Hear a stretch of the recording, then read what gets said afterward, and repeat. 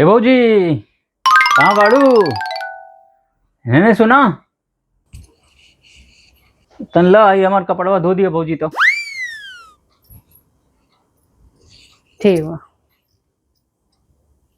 भाऊजी तन हमके खाना निकाल दिया था। बड़ा भूख लगल बा। सुना ए भाऊजी तन देख लिया हमार मोबाइल चार्ज होता तन चेक कर लिया कोई फोन नहीं नाइल बा फोनवा पे हमरे। ए बाबू हेने सुना, तू हमार देवर हुआ कि मरद हुआ? देवर देवर है भाऊजी। देवर हुआ तो देवर रहा, मर्द बनने की कोशिश मत करा। अरे भाऊजी तू तो गुस्सा हो जाता रू। अरे हमार काम कर दियल कर भाऊजी जन लू। आज जब हमार ब्याह हुई ना हमार मेहरारू आई तो तोरो सेवा हम अपने मेहरारू से करवा दी जन लू। हाँ सपना कम देखा, पहले तो तू यार बियाह हो ही नहीं।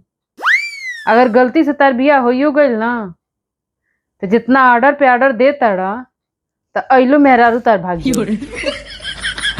आइल मैंने ऑर्डर पे ऑर्डर दे।